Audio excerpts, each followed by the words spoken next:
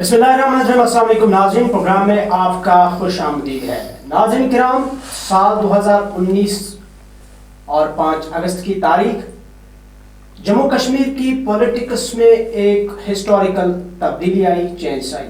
उसके बाद किस तरह की क्या डेवलपमेंट्स हुई, आप लोग बखूबी उससे वाकिफ हैं।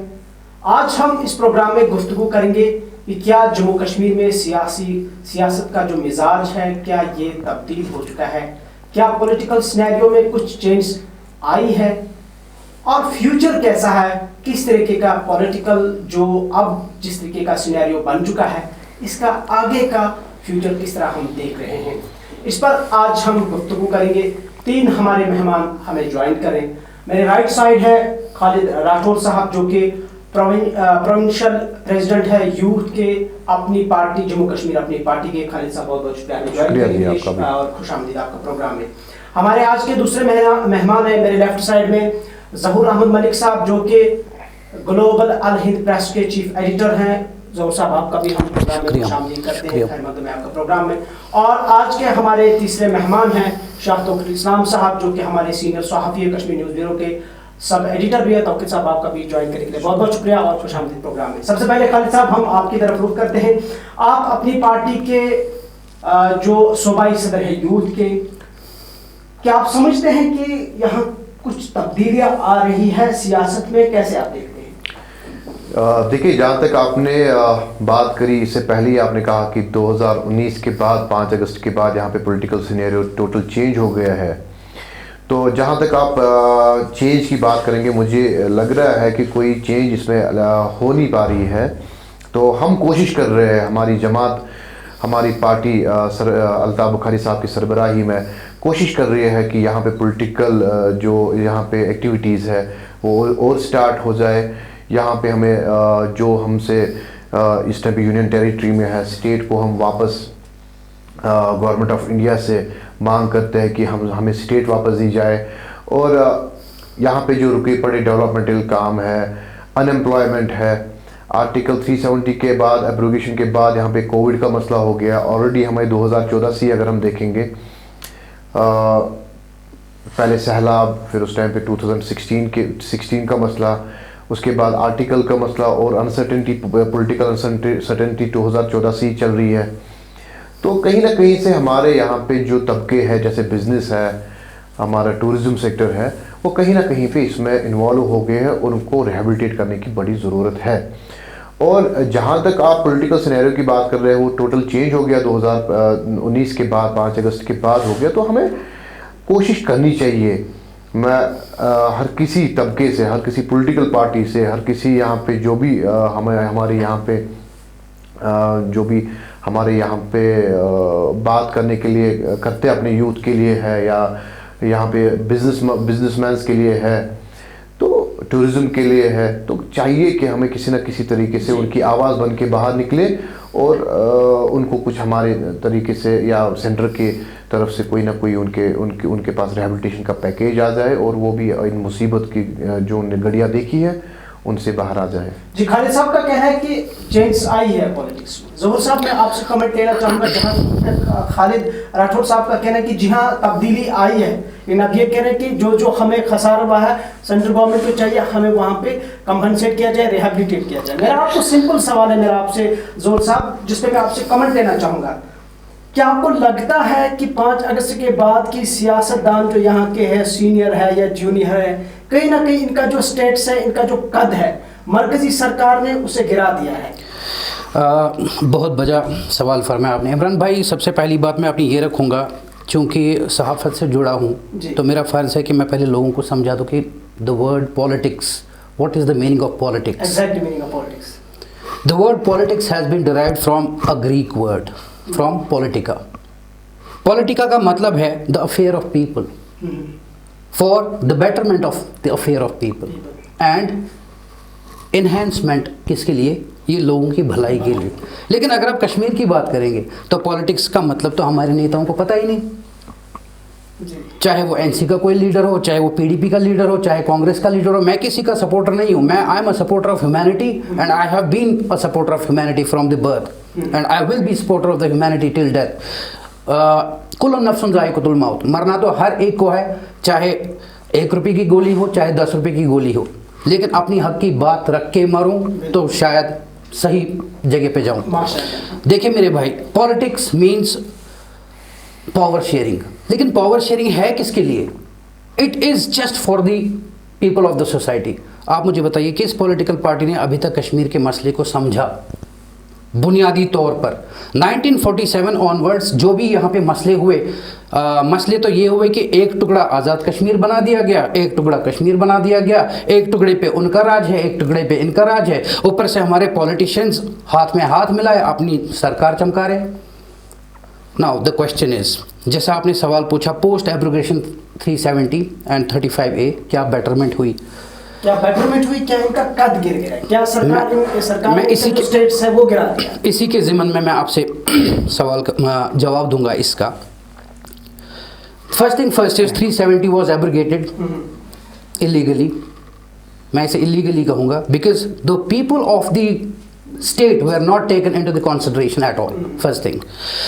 और हैरानी वाली बात है, हमारे PhD वाले गठजोड़ में एक, मैं तो कहूँगा एक ग्रुप बनाते हैं, लोगों को बेवकूफ़ बनाते हैं कि हम जी 370 वापस लाएंगे। कैसे लाएंगे सर, आप मुझे बताइए।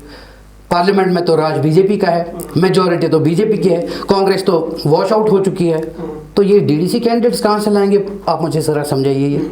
ये लोगों को बेवकूफ़ बनाने के सिवा और कोई ये नहीं है, कोई काम नहीं है। अब रही बात, मेरा भाई अभी खालिद साहब कह रहे थे कि JKAP के प्रेसिडेंट साहब कोशिश कर रहे हैं कि टू गेट दी स्टेटहुड वापस। 4G के लिए तो उन्होंने 6 महीने 6 स्टेटमेंट्स 6000 स्टेटमेंट्स दी होंगी। 4G तो उनके कहने पे वापस आया नहीं, तो स्टेटहुड कैसे वापस लाएंगे वो? एंड द सेकंड थिंग, हालांकि स्टेटहुड के बारे में तो होम मिनिस्टर साहब ने फ्लोर ऑफ द हाउस कहा कि इसको वक्त पे कल को आप सुनेंगे इट वाज अ जुमला। कौन सी बड़ी बात है? 15 लाख का तो जुमला उन्होंने कहा नहीं क्या? मोदी जी ने नहीं कहा कि 15 लाख हर एक के अकाउंट में आएंगे, गरीब अब अच्छे दिन आएंगे। तो अच्छे दिन बीजेपी के लिए आए हैं, ना कि कॉमन पीपल के लिए। एंड द सेकंड थिंग, देखिए यहाँ पे मैं आपको टोकना चाहूंगा कि यहाँ पे आपने जहाँ पे बात की, मैं आपसे बात करूंगा इसके बाद, because it's my turn, let me complete first and I will surely. Second thing, कभी लोगों को बेवकूफ़ बनाया जा रहा है कि DDC कैंडिडेट 370 वापस लाएगा, जो कि मेरे ख्याल में एक बेवकूफ़ी है ही, और लोग भी इतने बेवकूफ़ है जोग दर जोग निकल के वोट डाल रहे फॉर व्हाट, कि एक PhD कैंडिडेट हमें 370 वापस दिलाएगा। नो वन, आप लोगों को बेवकूफ़ नहीं कह सकते, लोगों ने डेवलपमेंट के लिए वोट दिया है। No one in this country can bring back 370 unless a party has a majority in the parliament. Right, absolutely. As simple as that. Second thing, 370 का मसला सुप्रीम कोर्ट में भी है।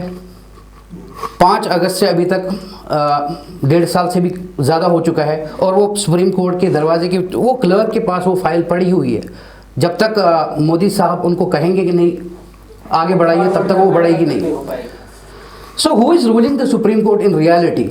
आप देखिए, एक TV अदाकार मरता है, सुप्रीम कोर्ट के पास इतना टाइम है उसकी हेयरिंग के लिए, विद इन नो टाइम वो हेयरिंग शुरू करते हैं।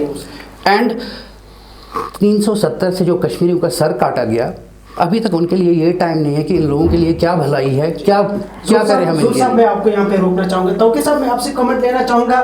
काफ़ी टाइम से आप लगातार जो पॉलिटिकल बीट है आपका बड़ा, उस पर आप स्टोरीज कर रहे हैं, उस पर आप काम कर रहे हैं। मैंने बात की प्रोग्राम के आगाज में कि क्या वाकई तब्दीली आई है यहाँ की सियासत में, और फ्यूचर कैसा है? आप कैसे समझते हैं? बताया जाता है कि जो DDC इलेक्शन हुए या BDC इलेक्शन हुए, इसमें काफ़ी पार्टिसिपेशन रही लोगों की, स्पेशली यूथ की। क्या आप इस चीज़ को मानते हैं? कैसे, how do you see that? देखिए इमरान साहब, पहले मैं ज़हूर साहब की जो बात है जो अधूरी रहेगी उसको कंटिन्यू करूँगा।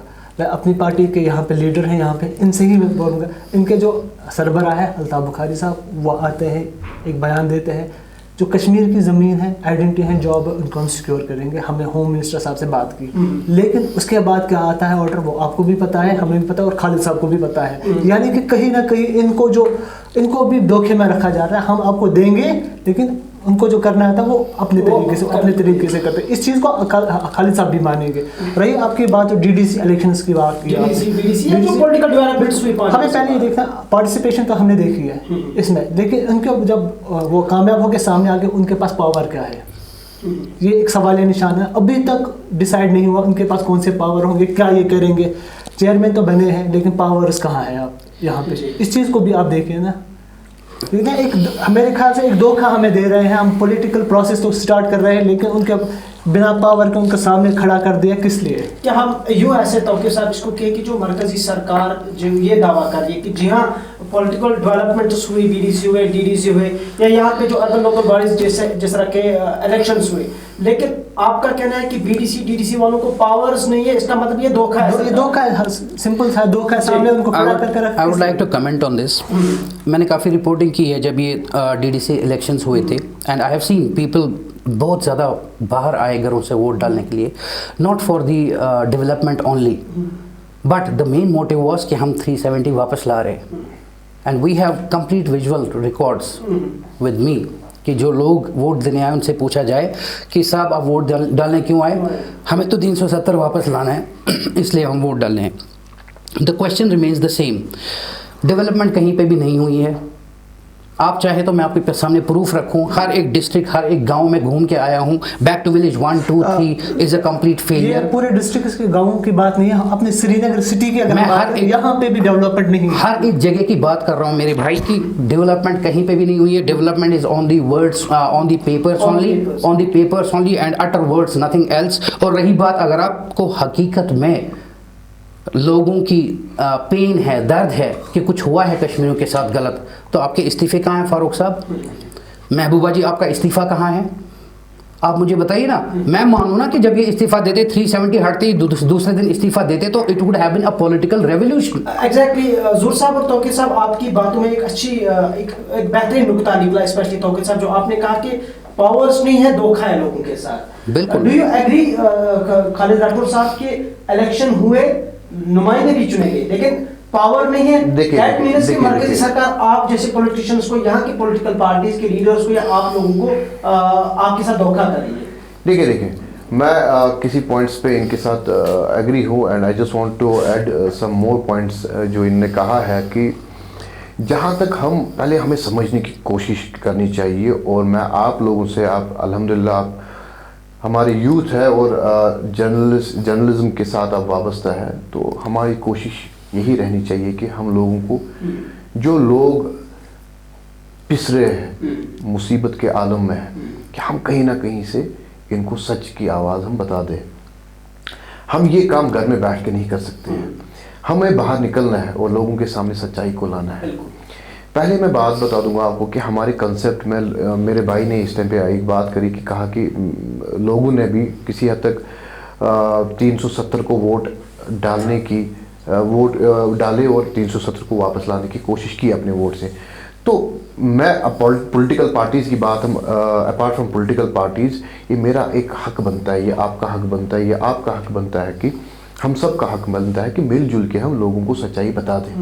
लोगों को ये बता दें कि हम भाई ये जो यहाँ पे चीफ मिनिस्टर बनता है, चाहे यहाँ पे फारूक साहब चीफ मिनिस्टर थे, चाहे यहाँ पे महबूबा मुफ्ती साहिबा थी, चाहे यहाँ पे मुफ्ती मोहम्मद साहब थे, गुलाम नबी आज़ाद साहब थे, तो हम लोगों को ये कहना चाहते हैं कि ये लोग पीएससी को ख़त्म नहीं कर सकते हैं, ये लोग कोटा को ख़त्म नहीं कर सकते हैं, ये लोग असफा को ख़त्म नहीं कर सकते हैं, और आर्टिकल 370 की बात इन तक नहीं है। ये लोगों को गुमराह करने की कोशिश है। लोगों को चाहिए कि इस चीज़ को ये समझें कि नहीं, हम जो हमारी जो डेवलपमेंट काम है, हम अपने वोट का इस्तेमाल जो करें। पहले मैं बता दूंगा, यहाँ पे एक कंसेप्ट हो गया हमें बाइकआउट का, और उससे क्या हो जाता है, शायद मेरे भाई इससे मेरे साथ इत्तेफाक करेंगे, उससे क्या हो जाता है कि हम कहीं ना कहीं पे ऐसे नुमाइंदों को सामने लाते हैं जो नुमाइंदा लोगों के लायक नहीं होता है, जो उस कॉन्स्टिट्यूंसी को रिप्रेजेंट करने के लायक नहीं होता है। अगर यहाँ पे सही तरीके से, सही मानों में वोट का इस्तेमाल हो जाए, और हम जिस कॉन्स्टिट्यूंसी में 1.25 लाख वोट होते हैं, वोटर्स दर्ज होते हैं, और उसी कॉन्स्टिट्यूंसी में 2000 वोट से वो बंदा असेंबली में जाता है, और वही बंदा 1.5 लाख लोगों की नुमाइंदगी करता है, और उसी को फिर कैबिनेट पोस्ट मिलके वो पूरे जम्मू कश्मीर रियासत जो थी हमारे पास, उसको फिर वहाँ पे रिप्रेजेंट करता है। तो कहीं ना कहीं से हमें अवेयरनेस लाने की ज़रूरत है लोगों में कि नहीं जी, आपको जो धोखे, जो सियासत दानों ने आपको खोखले नारे, मैं बता दूंगा आपको, आर्टिकल 370 पे यहाँ पे बहुत गर्म सियासत करी। आर्टिकल 370 के लिए यहाँ पे हमारे सियासतदानों ने कहा कि वोट जहाँ पे भी मांगे उनने कहा कि हमें वोट दे दीजिए आर्टिकल 370 को सेफ गार्ड करने के लिए। ठीक है, राइट।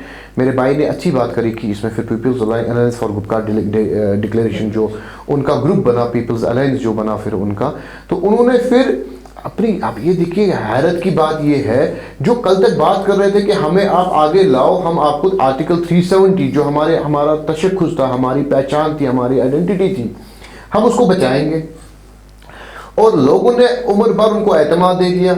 और वो इतना खतरनाक, वो इतना सख्त था, वो इतना मजबूत था, उसमें इतनी मजबूती थी हमारे आर्टिकल में कि नरेंद्र मोदी साहब को और अमित शाह को 5 मिनट से ज़्यादा वो पार्लियामेंट में नहीं लगे कि उसको खत्म करने के लिए। आप देखिए कि पहले ही हमारे सियासतदानों ने उसको किस मुकाम पे पहुंचाया था। अब मेरी बात सुनिए, अब जहां पे फिर आर्टिकल 370 को एब्रोगेट किया जाता है और यही लोग फिर बाहर आ जाते हैं हमें कि अब हमें आप वोट दे दीजिए, हम आर्टिकल 370 को रिस्टोर करेंगे। खालिद साहब, मैं आपको यहाँ पे रोकूंगा, लेकिन आपकी बात को मैं आपके इस जो आपने अपने एनालिसिस किए, जो आपके तासुरात है, इस पे मैं ज़ोहर साहब आपसे कमेंट लूंगा। खालिद साहब का कहना है कि लोगों ने वोट डाले, जब बाइकआउट करते हैं तो ऐसे नुमाइंदे आते हैं जो उसके लायक नहीं होते हैं, या हम 370 को 70 साल तक हम परमिट नहीं कर पाए। अब मेरा सवाल आपसे ये है कि जो अपनी पार्टी इस टाइम है उसमें चेहरे वही है जो ऑलरेडी उन पार्टीज का हिस्सा रह चुके हैं। एग्जैक्टली, ये बात कही छेड़ी। First thing, Mohammad Ashraf Mir from PDP joint JKAP, Usman Ghani, Usman Majid, from Congress joined अपनी party, and there are many leaders from different organizations who have joined अपनी party, right? The first thing is trust. अब इनका आपस में क्या ट्रस्ट है वो तो ये जाने, वो तो बुखारी साहब जाने और वो लोग जाने।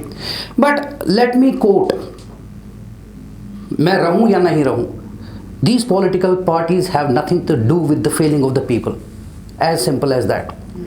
They need the chair, they need the power. अब मैं बताऊंगा क्यों।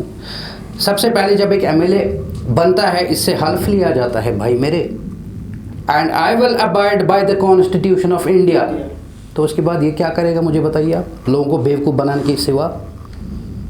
नहीं, मैं आपको ये बात करना चाहता हूँ, कैसे वो बेवकूफ बनाएगा, मैं कैसे वो बेवकूफ बनाएगा, मैं आप मुझे बता दीजिए। अगर कोई बंदा वोट लेता है सर, मैं बता रहा हूँ, वो कैसे बेवकूफ बनाता है, मैं बता रहा हूँ, मैं वही चीज बता रहा हूँ। It is from the beginning. ये वही बात होगी, एक साइड से आप कह रहे हैं कि हमें खाना भी चाहिए, हमें हॉस्टल भी चाहिए, हमें स्कूल भी चाहिए, हमें रोड्स भी चाहिए, हमें पावर भी चाहिए, जो हमारा बेसिक राइट है, और दूसरे साइड से आप did I interrupt you while you were speaking? नहीं, आप ऐसी बात, मैंने तो ऐसी बात नहीं, मैंने ऐसी बात नहीं करी। देखिए, मैंने ऐसी बात नहीं करी भाई मेरे कि जहाँ पे कोई गलत चीज हो।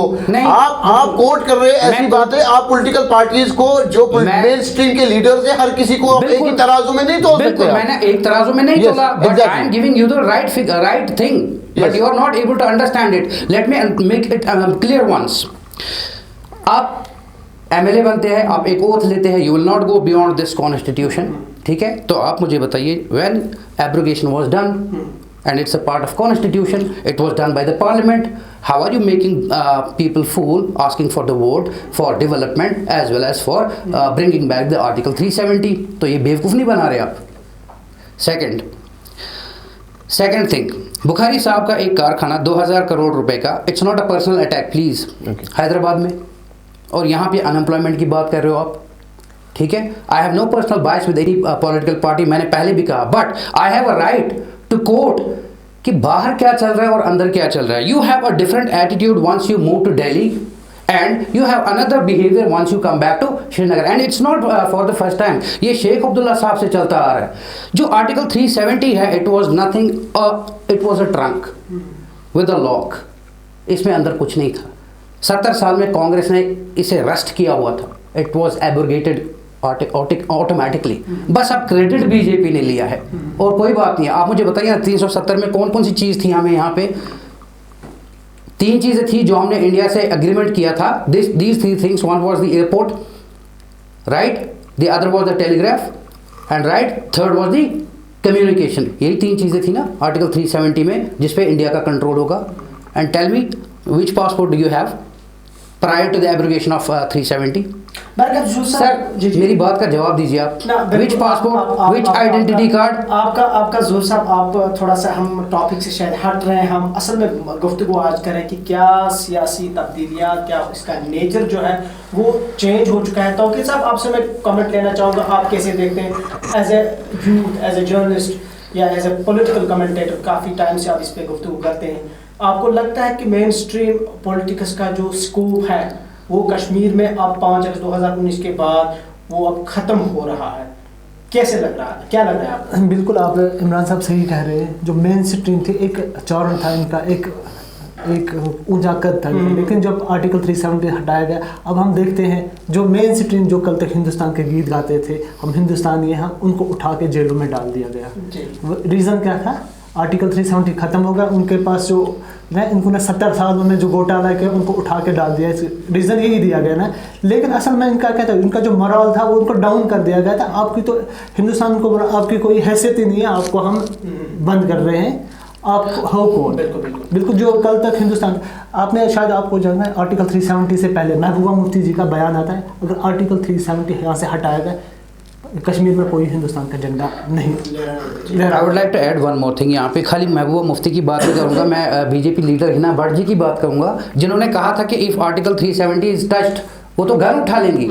तो उनसे मेरा सवाल है कि वो गन है कहाँ? देखिए इमरान भाई, तो यहाँ पे सेकंड थिंग साहब का जब 2014 में उन्होंने पॉलिटिक्स ज्वाइन किया था, पीडीपी ज्वाइन किया, उन्होंने उनका एक स्टेटमेंट आपने भी पढ़ा होगा, मैंने भी पढ़ा होगा, खालिद साहब ने, मैं पीडीपी इसलिए ज्वाइन कर रहा हूँ क्योंकि पीडीपी लोगों की अपनी पार्टी है, लोगों का दुख दर्द समझते हैं. आज वही अल्ताफ बुखारी साहब बयान दे रहे हैं, महबूबा मुफ्ती लुटेरी है, इसने 70 सालों से मैं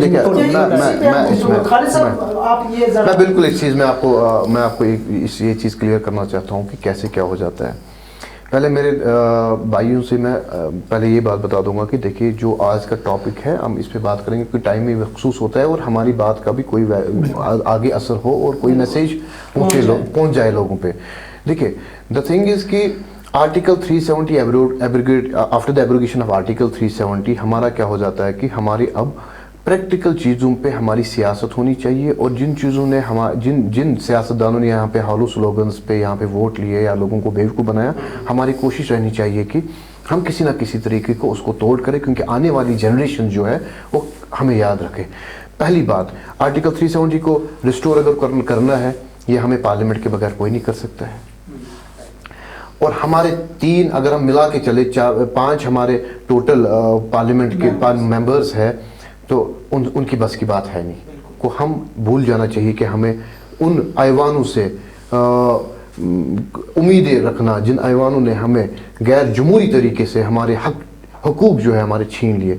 तो ठीक है, अब इस टाइम पे जो है सुप्रीम कोर्ट ऑफ इंडिया में अभी हमारा केस चल रहा है और हमें कोशिश करनी चाहिए. हमारे पास इतने अच्छे लॉयर्स हैं, हमारे पास इतने एक्सपीरियंस्ड लॉयर्स हैं जम्मू कश्मीर में. हमें कोशिश करनी चाहिए कि हम भी उस केस को वहाँ पे दिफा करें, हम भी उस केस को वहाँ पे अपनी आवाज़ पहुँचाएं. फिर हमें भरोसा है वहाँ पे है. नहीं आप मुझे पूरी बात करने दीजिए.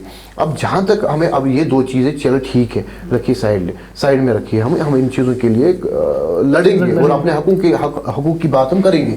लेकिन अब हमें कहीं ना कहीं पे हमें नीचे वाले तबके के साथ, यहाँ पे मैं कोट लगा के शर्ट लगा के बैठा हूँ यहाँ पे डिबेट में, लेकिन मुझे उस भाई पे भी नज़र रखनी है जो इस टाइम पे बैंक के कर्जे के नीचे दबा हुआ है, जिसने अपना ऑटो ले लिया है बैंक के कर्जे पे, जिसने अपनी तवेरा ली है बैंक के कर्जे के लिए और जो सुसाइड पे इस टाइम पे मजबूर हो रहा है.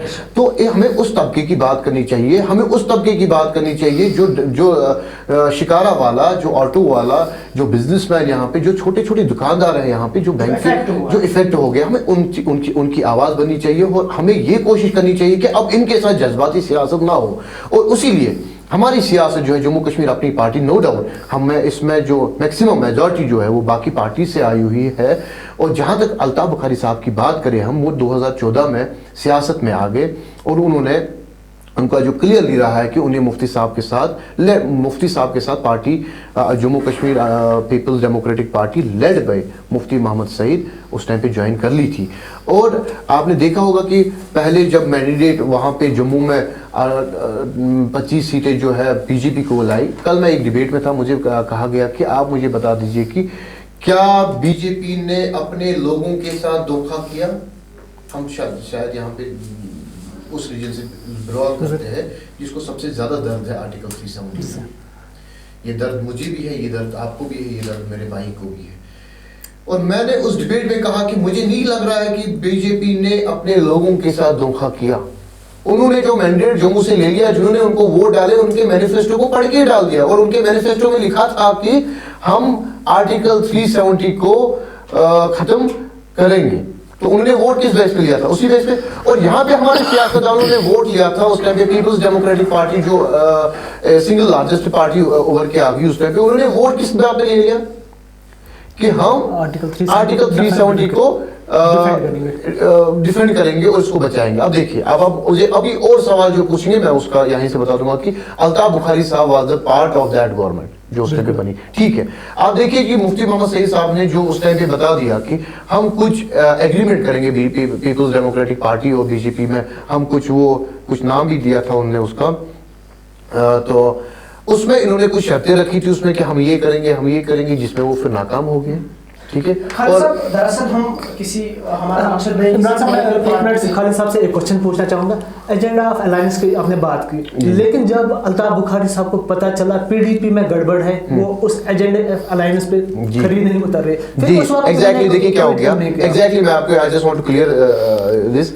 जब भी मुफ्ती साहब की तबीयत नासाजगार होगी, फिर वो मतलब इस दुनिया से चले गए वो, उसके बाद जो है पीपल्स डेमोक्रेटिक पार्टी बहुत टाइम तक सरकार नहीं बना रही थी, जिसमें बुखारी साहब या उसके जैसे हम ख्याल लोग जो पीपल्स डेमोक्रेटिक पार्टी में थे, तो उन्होंने कहीं ना कहीं पे महबूबा मुफ्ती साहिबा को ये बताने की कोशिश की थी कि हमें ये अलायंस करना नहीं चाहिए, क्योंकि इन्होंने हमारे जो दीगर सियासतदान, मंजे हुए सियासतदान थे, जनाब मुफ्ती मोहम्मद सईद साहब जो होम मिनिस्टर ऑफ हिंदुस्तान के भी रह चुके हैं, तो उनको वो नहीं इनके साथ मुकाबला कर पाए, तो आपकी तो बात ही नहीं है। तो कहीं ना कहीं पे महबूबा मुफ्ती साहिबा जो है उस टाइम पे उस चीज को समझने में नाकामयाब होगी और गवर्नमेंट बना दी। और गवर्नमेंट बनाने के बाद देखिए क्या किया, गवर्नमेंट बनाने के बाद अपने भाई को वो मुंबई से लाती है, जिसको सियासत की कोई बात ही नहीं पता होती है, उसको यहाँ पे एमएलसी बनाते हैं, उसे कैबिनेट का दर्जा देते हैं वो। और after the abrogation of article 370, आप मुझे बताइए मुफ्ती, आप मुझे बता दीजिए तसद्दुक मुफ्ती साहब की बात कहाँ पे सुनी आपने? कौन सी बात? अगर वो चाहे, मेरी बात सुनिए पहले, आप मुझे कंप्लीट करने दे दीजिए। कोई एक स्टेटमेंट नहीं, गुजरी बात नहीं है, ये प्रेजेंट बात है। मेरे खून के पैसे, मेरे टैक्स के पैसे से इस टाइम पे तसद्दुक मुफ्ती साहब पेंशन ले रहे हैं, तो हमें तो यही चीजें लोगों के सामने लानी है ना। इन बातों में भी सदाकत है बिल्कुल जो आप कह रहे हैं, लेकिन हमारा जो मेन मकसद है खालिद साहब या हमारे दीगर जो दो मेहमान यहाँ पे बैठे हैं, हमारा मकसद है इस प्रोग्राम का कि ये तासुर देना लोगों को, अपने नाजरीन को, अपने व्यूवर्स को, कि क्या वाकई पॉलिटिक्स का जो नेचर है, जो मिजाज है, क्या वो तब्दील हो चुका है, और अगर वाकई तब्दील हो चुका है तो फ्यूचर क्या है जम्मू कश्मीर की सियासत का। प्रोग्राम के आखिर पर हम अपने तीनों मेहमानों से कमेंट लेना चाहेंगे। इस पहले मैं ज़ोहर साहब आपसे आखिरी कमेंट लेना चाहूँगा, कैसे देखते हैं आप? क्या वाकई आपने कहा कि यकीनन जो है नेचर तब्दील हो चुका है, लेकिन दर्द वही है, चेहरे वही है, शायद इस पर हम कुछ नहीं कह पाएंगे, लेकिन फ्यूचर किस तरह से लग रहा है आपको? अब असेंबली भी, इलेक्शंस भी होंगे, देखिए मेरे भाई, क्या होंगे वो भी होंगे। मेरे भाई फिर से मैं वाज़िया कर दूं अपने भाई खालिद साहब को, आई अंडरस्टैंड कि इनको भी 370 का दर्द है और मेरे दूसरे भाई को भी है, सबको है। मैं 6 दिन पुंछ रहा, पुंछ के लोगों को भी दर्द है 370 का, being a reporter, being a correspondent. भले ही मैंने कहीं पे सड़क पे एक फ़ौजी को नहीं देखा, जहाँ देखा बारकों में देखा, लेकिन कश्मीर ऐसा क्यों कि हर एक गली, हर एक नुक्कड़ पे फ़ौजी? क्या कश्मीरी इसलिए है कि सर पीटते रहो आप उसका? अपनी हक की बात कहे तो इसका सर पीट दो। बात मेरी है, सियासतदानी ख़त्म, जो ग्रेशियस स्टेचर था इनका, उमर साहब का, फ़ारूक साहब का, इन्होंने अपनी इज़्ज़त खुद गंवाई इल्हाक करके इनके साथ। 370 को हटाने में इनका भी हाथ है, मैं ये दावे के साथ कहूँगा। अगर आप ये सोचते हो कि कैसे है इनका हाथ, मैं फिर वही बात रिपीट करूँगा, 370 हटते ही सबसे पहला इस्तीफ़ा फ़ारूक साहब का होना चाहिए था। सबसे पहला इस्तीफ़ा उमर साहब का होना चाहिए था, महबूबा मुफ्ती जी का होना चाहिए था। तो इनको कोई डर नहीं है, इनको पावर की ज़रूरत है और इसी पावर पे लड़ते रहेंगे और मरते क्या रहेंगे। फिर इसका मतलब ज़रूर साहब फ्यूचर कोई नहीं है सियासत की, ये जो ट्रेडिशनली हम आते देख रहे हैं रिवाज। सर आप आगे तो देखिए ना, ये तो एक ट्रेलर था पीएचडी को बाहर निकालने का। ये डीडीसी इलेक्शन जो था ना, it was a trailer. Now get prepared for the assembly elections, तब मैं देखूंगा कि कैसे क्या करेगा, कौन करेगा, बायकॉट करेगा और वोट कौन देगा। Now are they going to fool the people again कि हम 370 वापस लेंगे? जो यहाँ का यूथ है वो फिर अल्टीमेटली वही देखिए, जब तक बेटर गवर्नेंस नहीं आएगी, if the central administration work on the words they speak, अगर वो अपनी बातों पे उतरते हैं, मतलब जो वो कहते हैं, जो कि वो करते आ रहे, कहते कुछ है और करते कुछ है, कि हमने डेवलपमेंट लाई जी, ज़ीरो डेवलपमेंट। अच्छा, अगर वो ये कहते हैं कि जो वो वर्ड पार्लियामेंट में कहते हैं और उसी पे खरा उतरते हैं, लोगों के दिल जीतने की बात है ना भाई मेरे, तो कैसे जीतोगे आप? ऐसे जीतोगे, कभी 370 हटा के, कभी किसी को गोली मार के, कभी फेक एनकाउंटर करा के, ऐसे दिल जीता जाता है? आप बताइए ना, तो ऐसे दिल जीता जाएगा? हाँ, आप स्मार्ट सिटी की बात कर रहे हो, 70 साल में तो कोई स्मार्ट सिटी बना नहीं पाया, ड्रेनेज सिस्टम तो आपका है नहीं, श्रीनगर सिटी में पार्किंग तो कहीं है नहीं, आप स्मार्ट सिटी की बात कर रहे हो? भाई फ्यूचर तब होगा जब सबसे पहली इंडस्ट्री जो बूमिंग इंडस्ट्री है वो है टूरिज्म, उसको ख़त्म कर दिया गया। एजेंसीज अपना काम कर रही है इसको तबाह करने में। There is a hand of Himachal Pradesh as well, क्योंकि हिमाचल का जब टूरिज्म डिस्ट्रॉय होता है तो कश्मीर का भी होता है उसके साथ साथ। जब कश्मीर का बूमिंग होता है तो कोई ना कोई इंसिडेंट ऐसा डाल देते हैं, कभी हैंड ग्रेनेड कहीं पे। स्ट्रेटजी को खाली तब्दील नहीं करना है भाई मेरे, कंप्लीट इम्प्लीमेंटेशन चाहिए। जैसे कि मैंने पहले ही कहा, the word politics has been derived from Greek word politica, और इसका मतलब है लोगों की भलाई। Politics is for citizen. Have got your point. आपने अपना जो लास्ट पे रिमार्क जो है आपका वो हमें मिल चुका है कि किस तरह से चेंज आ सकती है, कैसे।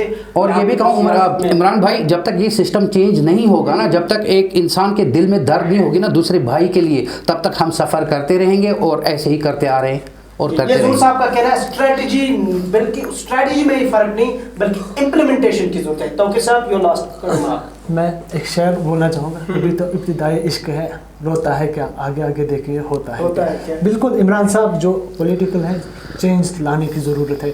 हम वो नहीं कर सकते नई पुरानी बोतलों में नई शराब, वो वैसा कुछ नहीं करना चाहिए। यहाँ पे हमारा जो यूथ है उसको पॉलिटिकल प्रोसेस में इन्वॉल्व कीजिए। कैसे करना है, इलेक्टोरल पॉलिटिक्स में उसको इन्वॉल्व कैसे करना है। अब देखिए हमारे कॉलेजेस यूनिवर्सिटी जो स्टूडेंट पॉलिटिक्स है वो है ही नहीं कहीं पे। हमारे लीडर्स कहाँ से आएंगे जी। वो जब मैं ये अलमिया है पॉलिटिकल साइंस डिपार्टमेंट। तो आपका मतलब है कि जो यूनिवर्सिटी कॉलेज में स्टूडेंट्स पॉलिटिकल वो एक्टिविज्म में फ्रीडम होनी चाहिए। ये अलमिया है, हमारी यूनिवर्सिटी में पॉलिटिकल स्कूल है, पॉलिटिकल साइंस में मास्टर्स होता है, लेकिन वहाँ पे जो पॉलिटिकल प्रोसेस है वो उनको पता ही नहीं है। सिर्फ थ्योरेटिकली पढ़ते हैं, पॉलिटिक्स में किस तरीके से हम पार्टिसिपेट करें वो नहीं कर पाते हैं। होता है क्या, वो तो एकेडमिक्स डिग्री लेके आते हैं, ग्राउंड पे आते हैं, वो वही। सर मैं इस बात पे एक चीज़ ऐड करूँगा यहाँ पे, actually we study to get a degree. हमारा कश्मीरियों का ये, मतलब मैं सबकी बात नहीं करूँगा, majority most of the people, हम पढ़ाई इसलिए करते हैं कि मुझे डिग्री मिले। हम पढ़ाई इसलिए नहीं करते कि हमें कुछ एक्सपीरियंस गेन हो। अगर मैं कोई फील्ड लेता हूँ, say for example if I go for physics और if I go for chemistry, I have to understand and get some sort of experience out of it.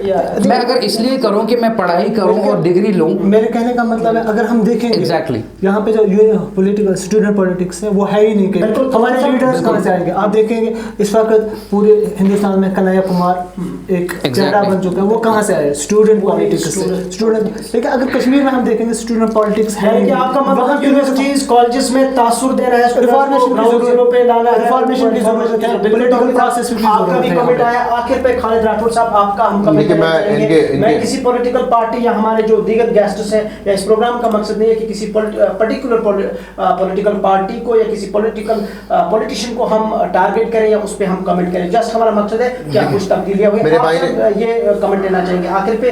आप अपनी पार्टी में हैं, यूथ के आप प्रेसिडेंट हैं इस वक्त सूबाई यूथ के, काफ़ी टाइम से आप डीडीसी पीडीसी इलेक्शन में भी आपने ग्राउंड जीरो पे काम किया। आप इस वक्त जम्मू कश्मीर की सियासत को कैसे देखते हैं, मुख्तसर बताइए, और फ्यूचर क्या लग रहा है, क्या मैं आपको मुख्तसरन आपसे कि यहाँ का यूथ जो है वो इलेक्टोरल पॉलिटिक्स में इंटरेस्टेड है या नहीं? मैं मुख्तसरन आपसे बात करूंगा और इस बात का जवाब दूंगा। पहले मैं अपने भाई को ये बता दूंगा कि पॉलिटिकल सिनेरियो टोटल चेंज हो गया 2019 के बाद, और मैं अल्हम्दुलिल्लाह मैं अपने जो हमारे यूथ है और जो यहाँ पे टैलेंटेड यूथ है पॉलिटिक्स में आने के लिए, मैं 2019 के बाद उनमें एक चांस देख रहा हूँ और उनको देख रहा हूँ कि आगे आते हुए। लेकिन कहीं कोताही हमें भी है, हमें भी सुनना है कि जो पॉलिटिक्स में आता है, जो मेन स्ट्रीम में आता है, अभी उसको 2 ही दिन हुए होते हैं, वो जज्बे के साथ आता है, उसको अभी कदर होती है अपने अवाम की, अपने लोगों की, लेकिन हम उसको दूसरे दिन ही टैग लगाते हैं कि अब ये हो गया, वो हो गया ये। तो हमें भी किसी तरीके से अप्रिशिएट करना चाहिए ऐसे लड़कों को जो यहाँ पे हमें आगे आते हैं उभर के, क्योंकि मैंने परसों भी यही बात एक जगह पे करी कि हमें उस इंसान की कदर करनी चाहिए जो एग्जामिनेशन हॉल में, जिसका हाथ थरथरा सर्दी से थरथरा उठता है और वो एग्जामिनेशन हॉल में बड़ी मुश्किल से अपने हाथ चला लेता है क्योंकि उसको हीटिंग अरेंजमेंट नहीं होती है। और कल की डेट में अमेरिका में कोई, लंदन से कोई एसी में पढ़ के कोई आता है और वो कल इसको यहाँ पे लीडर बन जाता है। तो इस चेंज को हमें लाना है, हम नौजवानों को मिलकर इस चेंज को लाना है, हमें अपने लड़कों को आगे लाना है। खानदानी सियासत, रिवायती सियासत से हट के हमें अपने लड़कों को देखना है, हर एक लड़के को मौका देना है, रिप्रेजेंटेशन देनी है और वही चले आगे। जहाँ तक पॉलिटिकल सिनेरियो की बात करूँगा मैं अपने लोगों से गुजारिश करता हूँ कि आप अब डेवलपमेंट का साथ दें। अब आप देखें कि आर्टिकल 370 पे हमारे साथ बहुत सियासत की गई है। अब उन अनासिर को अब 370 को वापस लाने के मौके की सियासत, मौके परस्ती की सियासत न करने दे। आए मिलजुल के हम जो गरीब गुरबात लोग हैं हमारे यहाँ पे मेरे गरीब गुरबात लोग जो है उनकी आवाज़ बन के हम बाहर निकले और कोशिश करें कि सेंट्रल गवर्नमेंट से ये गुजारिश भी मैं करता हूँ आपके माध्यम से कि जो वादे उन्होंने हमारे साथ after the abrogation of article 370 के बाद कहा है कि यहाँ पे डेवलपमेंट होगी, यहाँ पे हमारे पास मतलब मल्टीनेशनल कंपनीज आएंगी, प्राइवेट सेंटर को वो लाएंगे यहाँ पे। कोशिश करते हैं कि उससे हमारी अनएम्प्लॉयमेंट भी यहाँ पे ख़त्म हो जाए और अनएम्प्लॉयमेंट के ऐसे दरवाजे भी यहाँ पे खोले जिनका उन्होंने वादा किया है। एक लड़के को यहाँ पे चाहिए इज्जत और अपने माँ बाप के ख्वाब जो उन्होंने, उसके माँ बाप ने देखे हैं, उसको दिन में मजदूरी करके शाम को जो माँ बाप 500 रुपये कमाता है और इसकी फ़ी भरता है, वो यहाँ का लड़का चाहता है कि मैं अपने माँ बाप की बुढ़ापे का सहारा बनूं, अपने बहन का सहारा बनूं, अपने घर का सहारा बनूं। और मैं कोशिश करता हूँ कि आप भी अपने जहाँ पे भी, आज मैं यहाँ पे हूँ, जहाँ पे भी आप डिबेट करें, जहाँ पे भी आपको मौका मिले, लोगों में अवेयरनेस लाए कि चले हम मिलजुल के इस रियासत जम्मू कश्मीर जो अभी रियासत नहीं है और आने वाले दिनों में उम्मीद करते हैं कि वो रियासत का दर्जा हमें वापस मिले, इस रियासत को हम आगे ले जाए और तरक्की की ओर ले जाएँ। बहरकैफ प्रोग्राम के आखिर पर हमारे तीनों मेहमानों ने एक बेहतरीन मैसेज भी दी और एनालिसिस भी किए, अपने कमेंट्स किए कि मजमूई तौर पर हमें हमारा जो परसेप्शन है, हमारा जो माइंडसेट है, इसमें थोड़ी सी हमें भी तब्दीली लाने की ज़रूरत है। और ओवरऑल जो हमारी जो दिल्ली की जो गवर्नमेंट है, सेंट्रल गवर्नमेंट है, उनको कश्मीर के लोगों के, कश्मीर के यूथ के जज्बात की कदर करनी है ताकि यहाँ पर अमन कायम हो। और जो यहाँ पर यूथ के अंदर होपलेसनेस है, जो यहाँ के यूथ के अंदर या अवाम के अंदर जो नाराजगियाँ हैं, वो दूर हो। बहरकैफ हम तीनों मेहमानों का बहुत बहुत शुक्रिया अदा करते हैं। अगले प्रोग्राम तक दीजिए इजाज़त। अल्लाह हाफ़िज़।